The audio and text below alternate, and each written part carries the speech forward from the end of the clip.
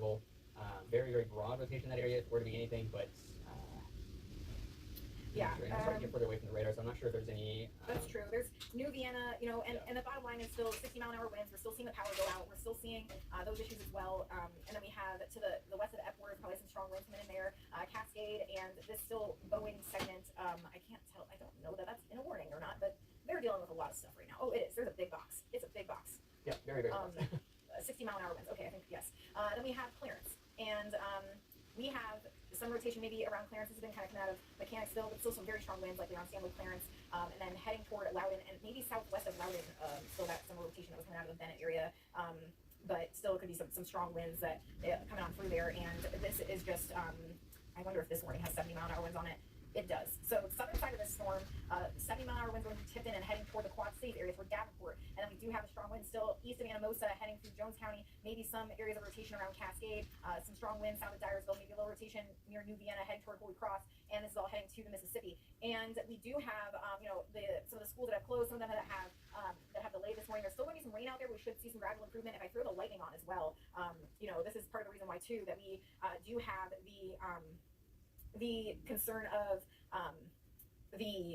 just sending the kids out to the bus stop and such, because there's all this lightning going on. And you can kind of see where it picks up in a few spots where maybe some of that rotation is ongoing. But the thing is that if we also go back to where, I don't know if the lightning day is going to catch up with me or not, but when we were watching those storms and we were seeing those confirmation reports, there was a lot more lightning, and that's starting to kind of back off a little bit. So that's at least some sign of weakening. But we do still have rain falling in Cedar Rapids. We do have still some gusty winds are ongoing, some lightning as well. So just something to be aware of. And then unfortunately in these northern parts of the area where rain is falling, there could be some flooding issues stemming from that because of the heavy rain that's been ongoing. We do know rises on the rivers are happening as we head through this weekend, and we have flood warnings across the board. And then the other thing is that we do have to watch what happens later today as well, because there's a chance that some storms re-fire up. Now, because of this system being able to maintain its strength so much to the east, it is certainly possible that the atmosphere is worked over and we are done. But it is also certainly possible that the atmosphere recovers and some more storms fire up and do strengthen. Okay. Some of the data is suggesting that, unfortunately. Looking at satellite imagery too, a lot of those overshooting there's already starting to be seeing significant clearing out towards western Iowa. There's a couple of them that are along that frontal boundary is pushing through that area too, but they aren't holding together. I mean, of course, it's still a very workable atmosphere as we're talking about. So the overall energy certainly isn't quite there just yet, but of course, we're not even at 8 a.m., so there's lots of time to heat back up and destabilize, of course, as you do in the afternoon. And we do have this storm that's getting close to the Dubuque area, and additional ones that are getting toward the Mississippi now. I have the Dubuque camera up, everybody. I got it. You guys can throw it up if you can natively, or I can do it myself. But there we go. So I think I turned it to the west, but there's a storm off in the distance, and the wind's starting to pick up a bit. So I'm sure we can watch and see how this evolves as this comes on through.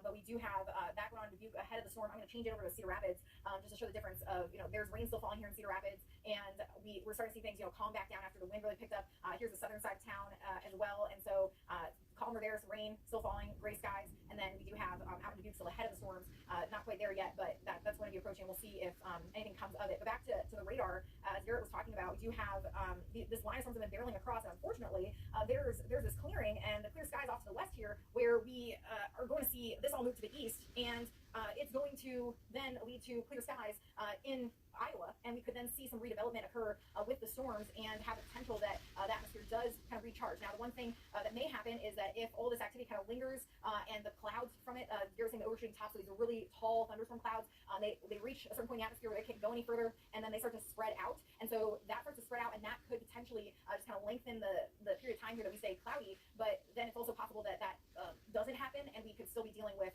the issue of the sun coming out and the atmosphere recharging here. So we have still these warnings that are in effect. I know you're trying to show the cloud. This one doesn't have that resolution of the clouds here, but let's go to the reflectivity and kind of zoom back in. And still noisy. I feel like the cold air coming in from the door over here, and that's largely what's driving these winds too. And you got those two. If I take the lighting off here, yeah. I'll go ahead and pause it. We were talking about this cold cooling a little bit. These big pockets of cold air that keep developing out behind these cells. And that's these two areas here we've really been kind of watching for. So it's been driving these large Boeing segments that have been kind of working its way outwards. So this is what we're still seeing here and there. So two distinct Boeing segments that continue to work their way across our area. And of course, that's where we've also been watching for the potential for that spin up that's been on and off right in this little notch all morning since we've been in this area, of course. And there has still been a fairly evident, at least broad rotation right around that Clarence area. In the meantime, which is of course why that tornado warning is still continuing to stick around until about another 40 minutes or so, as that of course does continue to work its way through. unfortunately, I mean, a lot of these rotation signatures don't seem to be as robust or as evident as they were earlier, which great time to see. Yeah, I mean, absolutely. That clearance area, that has been the same part of the storm that was the initial kind of curl in that was interacting with the storm out ahead of it, and so that has, we've seen multiple reports come out of that, so you can kind of see, but probably still some very intense winds coming out of there as well, and that's going to move out of Cedar County to the east, could clip portions of Maquoketa, and then we do have these strong winds going through Dubuque, and I haven't seen much more evidence of rotation up this way, but right on that leading edge, southeast of Cascade, maybe you can kind of see it right here, Garrett.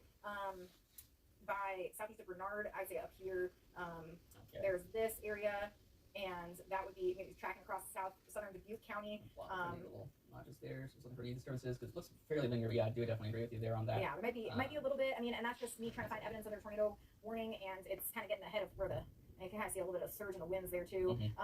But it's getting ahead of where their warning is, so I would say it should go here if they're going to keep going with it. But it looks like they updated that very, very, very large polygon. I'm curious if it does still have a tornado possible. Yes, it does. So yeah, they might allow that to continue. I wonder if they're going to let go of that part of it. So we have Bernard, Piasta, warning in the Graff. area as well. Okay. That area. I mean, look at that! I got curled up right there, right out ahead. So that's pretty close to the radar. So a little difficult to see everything there, but possible for the Quad Cities area. And then we have Clarence, just east of Clarence in Cedar County, and then southeastern Jones County into maybe Maquoketa County, and then what? Yeah, that was the wrong one. Maquoketa, city of Maquoketa, Jackson. and then we have this going across Highway 151 and some gusty winds, and we're hearing torrential rain. Maybe some leading edge spin ups happening, but largely we're getting out of the woods of some of the worst of this as it heads to the east. If we want to pull up the Dubuque camera, we can even put it in a box. They did put a warning on that one that I've been talking about. I know what I'm talking about, right? We do have a tornado warning there that has been issued because of that spot, and so that's southeast of Cascade. Were they listening to me? Maybe. But that's just south of Bernard. So that kind of clips just portions of Dubuque County and then into Jackson County. And so yeah, you can kind of see that little uptick in the spin that was going on there. And then if we have the Dubuque camera, we could